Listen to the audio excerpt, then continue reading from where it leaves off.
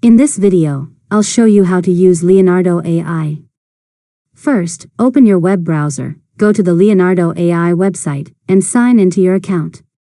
If you don't have an account yet, create one and complete the sign-up process. Next, from the dashboard, click Image Generation to open the image generator. In the prompt box, describe the image you want to create. Be as specific as possible by including details about the subject, style, colors, lighting, and background. Now, choose the AI model you want to use and adjust the generation settings, such as the image size, number of images, and any additional options available. Once you're happy with your settings, click the Generate button.